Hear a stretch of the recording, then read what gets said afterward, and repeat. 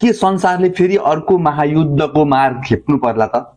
यो कुरा बुझ्नलाई तपाईले अहिले संसारमा के भइरहेका छन् भन्ने कुरा बुझ्नु आवश्यक छ। सर्वप्रथम त तपाईलाई म संसारमा घटिरहेका विशेष घटनाको जानकारी गराउँछु अनि ती घटनाले देखाउँदै गरेको महायुद्धको संकेत पनि महसुस गराउँछु। एकैछिन साथ रहनुहोला।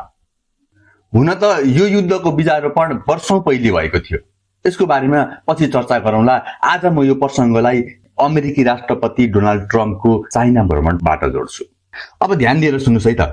अमेरिकी राष्ट्रपति डोनाल्ड ट्रम्प चाइना भिजिटमै भएका बेला इजरायली प्रधानमन्त्री नेतन्याहुले युद्धकै दौरान नेतन्याहु र यूएई का राष्ट्रपति शेख मोहम्मदको भेटवार्ता भएको थियो भन्ने कुराको खुलासा गरेका थिए। यसको मतलब के थियो भने चाइनामा डोनाल्ड ट्रम्प र सी जिनपिङको मात्र स्वार्थपूर्तिले यो युद्ध रोकिँदैन र हाम्रो मनोभावको पनि कदर गरिनुपर्छ भनेर चाहिँ एउटा चुनौती दिएका हुन् क्या। त्यो चाहिँ लगत्तै रसियन राष्ट्रपति पुतिनको चीन भ्रमणले डोनाल्ड ट्रम्पको चीन भ्रमण सफल भएन कि भन्ने कुराको संकेत पनि गरिरहेको देखिन्छ।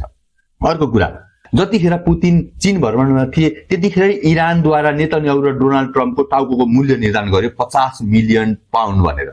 र त्यही समयमा डोनाल्ड ट्रम्प र नेतन्याहु बीच मनमुटाव पनि भयो। अब यो मनमुटाव कहाँबाट सुरु भयो भन्नुहुन्छ भने अमेरिकी राष्ट्रपति डोनाल्ड ट्रम्प चाइना भएको बेला नेतन्याहुले गरेको त्यो ट्विट जसमा चाहिँ युद्धको दौरान नेतन्याहु र यूएई राष्ट्रपति शेख मोहम्मदको भेटवार्ताबाट हुन्छ। वास्तवमा यो मनमुटाव त्यो कारणले मात्र पनि भएको होइन। अब यसको मुख्य कारण चाहिँ के हो भन्नुहुन्छ भने टार्गेट। इजरायलको टार्गेट एउटा छ, खाडी मुलुकको पनि टार्गेट लगभग इजरायलसँग मिलिरहेको छ। तर शक्ति राष्ट्रहरू अमेरिका, चाइना अनि रसिया चाहिँ आफ्नो व्यक्तिगत स्वार्थपूर्तिका लागि यो युद्धलाई घुमाइरहेका छन्। र अर्को घटना छ इरानद्वारा स्टेट अफ हर्मुजमाथि अझ बलियो नियन्त्रण, र यसले पनि डोनाल्ड ट्रम्पको चाइना भिजिट फ्लप भयो कि भन्ने कुराको नै संकेत गर्छ। अर्को कुरा, जब डोनाल्ड ट्रम्प फर्केर आए त्यस पछाडि युक्रेनी युद्धमा पठाउनु पर्ने 4000 सेना रोकेर राखेका थिए। ती सेनाहरू अब 4000 को ठाउँमा 5000 सेना पठाउन सकिन्छ भनेर चाहिँ भनिरहेका छन्। मतलब रसियालाई धम्की दिइरहेका छन् उनी। चाइना पुगेर आए अनि रसियालाई धम्की दिँदैछन् अनि फेरि चाइनासँगको सम्बन्ध सुमधुर राख्नको लागि ताइवानलाई बेचेको $14 बिलियन को हतियारको सप्लाई रोकेका छन् डोनाल्ड ट्रम्पले। मतलब चाइनासँग नजिकिन पनि खोजिरहेका छन्, यता पुतिनलाई थर्काउन पनि खोजिरहेका छन्। मैले रोकेका ती 4000 सेना फेरि 1000 थपेर 5000 पठाउँछु भनिरहेका छन्।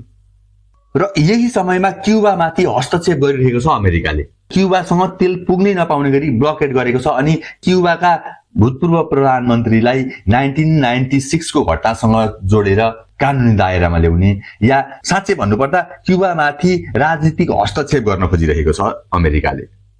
अब मैले यो प्रसङ्ग किन जोडे त भन्नुहुन्छ भने यसको विरोध रसियाले पनि गरिरहेको छ, यसको विरोध चाइनाले पनि गरिरहेको छ, यसको विरोध ब्राजिलले पनि गरिरहेको छ अनि युएनले पनि। मतलब डोनाल्ड ट्रम्प माथि अन्तर्राष्ट्रिय दबाव छ। र अर्को प्रसङ्ग यतिखेरै तातेको छ, त्यो हो ग्रिनल्यान्ड। ग्रिनल्यान्डका नागरिकहरूले हामी ग्रिनल्यान्ड अमेरिकाको कब्जामा जान दिँदैनौँ भनेर चाहिँ प्रदर्शन गरिरहेका छन्। मतलब यतिखेर डोनाल्ड ट्रम्प कमजोर छन् कि भन्ने एउटा आशय संसारभरि फैलिएको छ। त्यसै पनि डोनाल्ड ट्रम्प सम्झौता गराइदियो भनेर चाहिँ हत्या गरिरहेका छन्। यसले एउटा कुरा सिधासिधी संकेत गर्छ भने डोनाल्ड ट्रम्प एक्लिरहेका छन्। उनका आफ्नै समर्थकले पनि डोनाल्ड ट्रम्पको साथ छोडिरहेका छन् भन्ने कुराको प्रमाण देखिन्छ। तर अब बुझ्नुपर्ने कुरा के छ भने जो यो युद्धमा प्रत्यक्ष रूपमा सामेल छन् उनीहरू के चाहन्छन् त? अमेरिका प्रत्यक्ष रूपमा सामेल छ छैन, चाइना छ छैन, रसिया छ छैन, र प्रत्यक्ष रूपमा हानि कसलाई भएको छ? इजरायललाई, खाडी राष्ट्रलाई अनि इरानलाई। यिनीहरू के चाहन्छन् त? यिनीहरू वार पारको युद्ध नै चाहन्छन्। कसलाई फाइदा हुन्छ, कसलाई घाटा हुन्छ, शक्ति राष्ट्रहरूलाई फाइदा हुन्छ कि हुँदैन भन्ने कुराको बारेमा मैले अगाडि चर्चा गरिसकेको छु। तपाईँ अघिल्लो भिडियो पनि हेर्न सक्नुहुन्छ मेरो। तर बुझ्नुपर्ने कुरा चाहिँ के छ भन्नुहुन्छ भने शक्ति राष्ट्रलाई फाइदा हुन्छ या हुँदैन भन्ने हिसाबले अब यो युद्ध लडिँदैन। डोनाल्ड ट्रम्प र नेतन्याहु बीच झगडा भएको कारण पनि त्यही हो। स्टेट अफ हर्मुजमाथि इरानले आफ्नो प्रभुत्व बढाउँदै लगेको कारण पनि यही हो। खाडी राष्ट्रहरूले डिफेन्स सिस्टम बढाउँदै लगेको कारण पनि यही हो। यूएईले इजरायलको डिफेन्स सिस्टम लगाएर राखेको छ, साउदीले युक्रेनी डिफेन्स सिस्टम लगाएर राखेको छ, कुवेत, कतार यी सबै राष्ट्रहरूमा संसारका खतरा डिफेन्स सिस्टमहरू जोडिसकेका छन्। यी सबै कुरालाई बिर्सिनु भयो भने पनि इतिहासमा इरानले खाडी मुलुकमाथि गरेको हस्तक्षेप, इरानले खाडी मुलुक कब्जा गर्न गरेका ती प्रयासहरू त खाडी मुलुकले बिर्सेका छैनन्। तपाईलाई मैले योभन्दा अघिल्लो भिडियोमा पनि भनेको छु, यो भिडियोमा पनि भन्छु, फेरि पनि भन्छु।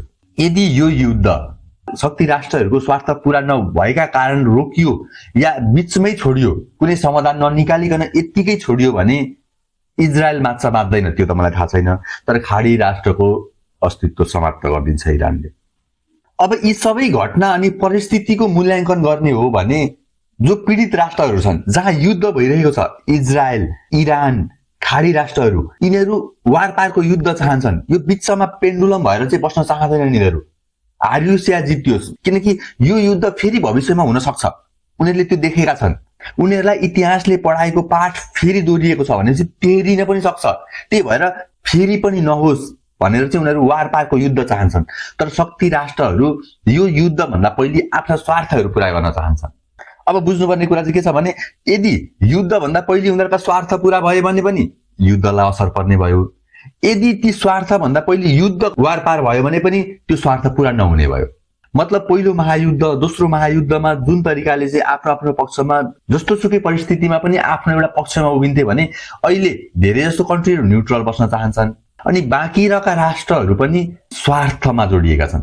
अब यति चर्चा भइरहेको त तपाईले अनुमान लगाइसक्नु भयो होला महायुद्ध नहुने चान्स नै धेरै छ, किनकि यहाँ स्वार्थ बोकेर जोडिएका मित्रहरू छन्।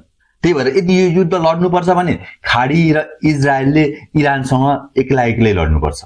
पहिलेको जस्तो विश्वयुद्ध चाहिँ हुँदैन, चान्सै छैन। अन्ततः जाँदा जाँदै के भन्छु भने महायुद्ध हुनु पनि हुँदैन र त्यो हुँदैन पनि हो। जहाँ समस्या छ, जत्रो आवश्यक छ त्यत्रै युद्ध हुन्छ, यदि हुनु नै पर्ने छ भने पनि। जसरी पहिलो विश्वयुद्ध र दोस्रो विश्वयुद्धमा नेपाली वीरहरूले आफ्नो ज्यानको आहुति दिनु परेको थियो, संसारका धेरै योद्धाहरूले आफ्नो ज्यानको आहुति दिनु परेको थियो, त्यस्तो अवस्था भने पक्कै आउँदैन। यसको अर्थ महायुद्ध हुँदैन, यसको अर्थ यो होइन है फेरि युद्ध नै हुँदैन भन्ने कुरा होइन।